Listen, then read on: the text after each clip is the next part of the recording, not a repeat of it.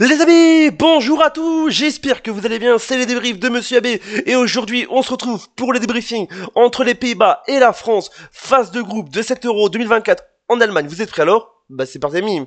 Mais avant de commencer, n'hésitez pas à vous abonner à la chaîne et activer la cloche des notifications pour ne rater aucun info comme vidéo et aucun laisse plaisir, et mettez le petit pouce bleu ami pour cette vérif. Je crois que c'est le premier 0-0 de cet Euro.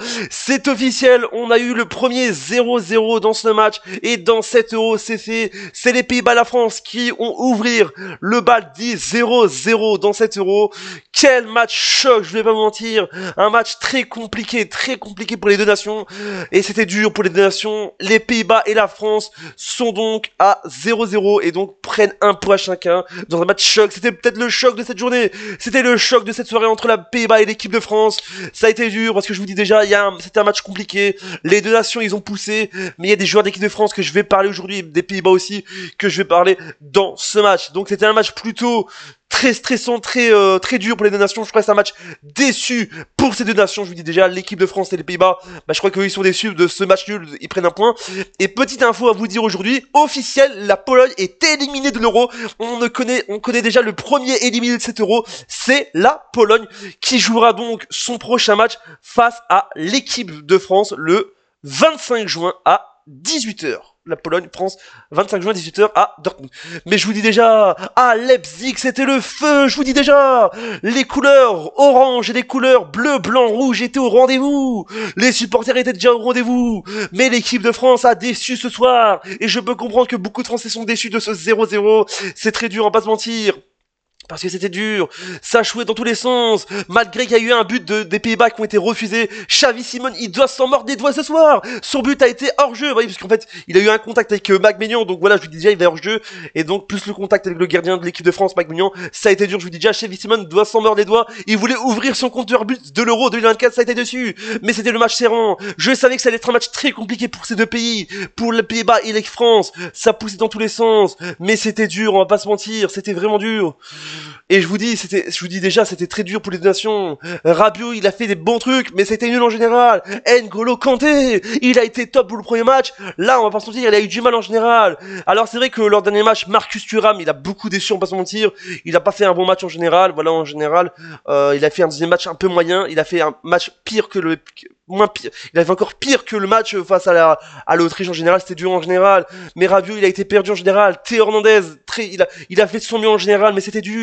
Et d'un côté, t'avais Memphis Depay, il savait pas, il savait pas, il était où, là, même s'il a fait des contres en général, il était dur. Xavi Simons, il a fait un bon match malgré son but refusé par la VAR, parce qu'il y avait hors-jeu aussi, mais il a fait un bon match en général du côté des Pays-Bas. Mais d'un côté, il y avait Griezmann, il a quand même fait un match quand même spécial en général, mais il a fait, et encore bravo à Maguignan qui a été un bon gardien, il a fait un bon match. Maguignan, voilà, malgré les parades, il a fait un bon match en général, mais c'était magique en général. N'Golo Kanté, je vous dis déjà, N'Golo Kanté. Bon, il a fait un match moyen, mais il peut se rattraper dans le prochain match en général. Mais en plus, je vous dis déjà, il n'y avait pas Mbappé. Mbappé n'était pas sur le terrain aujourd'hui. Il a même pas joué le match aujourd'hui. Il n'était pas titulaire. Bon, on savait que son nez qui était cassé l'un dernier face à l'Autriche. L'un des derniers, ça a été dur en général. Cette équipe de France en général. Olivier Giroud, il est rentré en fin de match. Je vous dis déjà, il a eu du mal en général, Olivier Giroud.